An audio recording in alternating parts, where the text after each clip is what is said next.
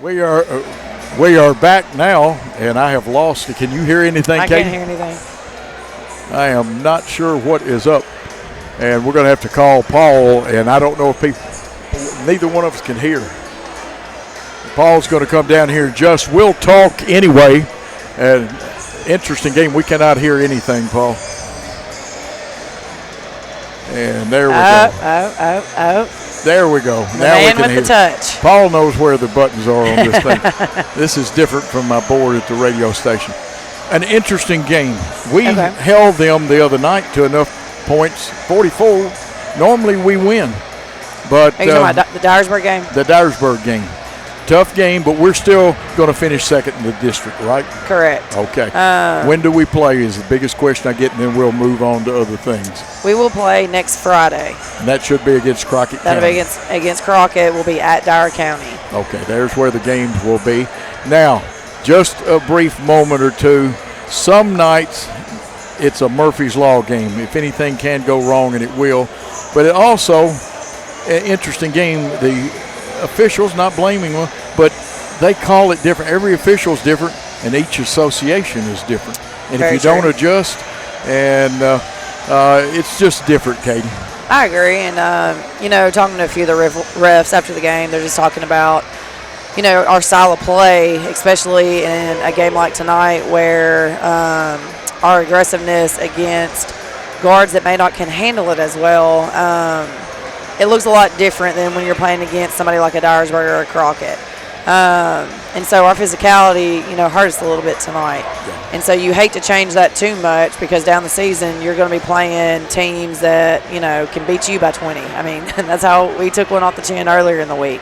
And so you just want to keep looking and fixing and repping and seeing where you got to get better so you can make a big push down the stretch. Well, for those edgy fans that I run into, and I happen to run into them, it's nothing that can't be fixed. Oh, 100%. Yeah. We missed 11 layups against Dyersburg. It was almost kind of comical in the fourth because, we would drive in and have a wide open layup and the ball would just roll off the rim and you're just like, seriously, like what is this? But, in that game, I do think, in some ways, I don't know who listens. It would appear you would appear several coaches listen to this. Oh. Yeah, wow. I didn't know that. People listen to your conversations because, they come back up anyways. Is that because the old coach comes out in me sometimes? Well, Dyer County got a hold of our broadcast one time, and they were like, I guess I don't remember us saying anything too much, but they were, I don't know, they were a little perturbed by us. Oh. But anyways, I do think we've got a good idea of the game plan that Dyersburg's going to use against us moving forward if we get to see them again. But the big thing for us is finishing the year strong with the regular season game on Saturday, going into Crockett, we're preparing and getting ready for Crockett next Friday. That one's a huge one, making sure we do what we need to do to get ready to get back to a district championship. Absolutely. Now, long-term goals. We still got to play Saturday night. I'll probably show up and call a game Friday night that's not at the gymnasium. Hey, it's Valentine's. You better be out doing something else. Oh, we already celebrated Valentine's because we thought from the original schedule it was a Friday night game. Okay. And it's one of those things we now have to keep getting better and adjust because when you get to the state tournament, one night anything that is touched is a foul, and the next night you can go in for a layup and be knocked into the bleachers and no call. A lot of my friends make fun of me because I'm kind of like a lot of head coaches are. We want to be in control. Like we're kind of control freaks. And so to put ourselves in situations where we can't control the game with referees it's kind of, a little bit mind-boggling that we do that to ourselves because I like to, I want to be in control of what's going on.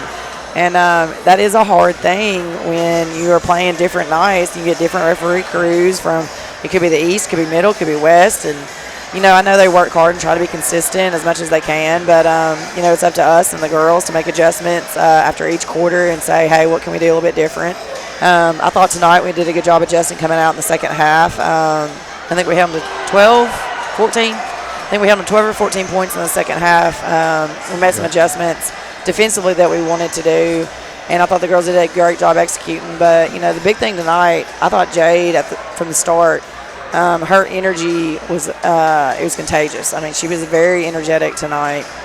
And she's unselfish, too. She'll pass off and give the assist. Drive you crazy. She probably had 7 or 8 assists tonight. She, roughly, I think that's what it was. I know, I think, in the last few film sessions, so after the Dyersburg game, generally I clip all of our stuff off a huddle, like the clips that I see. But this time I had the girls do it, and I was like, hey, I want you to clip 10 things. And so we went through, they clipped, and a lot of them were clipping the same thing. And so we talked about it, and a lot of it had to do with passing. So when and we talked about passing, making the right basketball play. What is the pass we should make here? Is it about like things that, you and I as coaches who have coached for a long time played that we take for granted, they're still working through. And so you're still teaching all the way this late in the season. You're still teaching, hey, this is the right basketball play.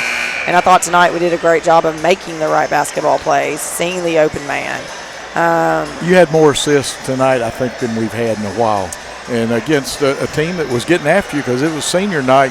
Jay did a great job posting up, and people don't realize posting up sometimes like a block out. You got to keep those hips moving. And it wears her out. So, yeah, it does. It does. And so we were talking about that when we played Dyersburg. I felt like she was posting too hard and too long where the guards weren't in position to get her the ball. And so she's still trying to figure out timing-wise, hey, I got to post here, not post here. And so, it's just a constant, teaching, learning, adjusting. Johnson girls, both of them gave you a super effort. They were all over the floor tonight. That was a conversation that we've had in the last couple of days. As coaches, you got to kind of have, you got to be able to read the climate or read the room and see kind of where you're at with, with the girls and the team. And so just having some individual meetings and meeting with some kids and saying, hey, this is what we need. This is where we feel like you're lacking or what you can do better.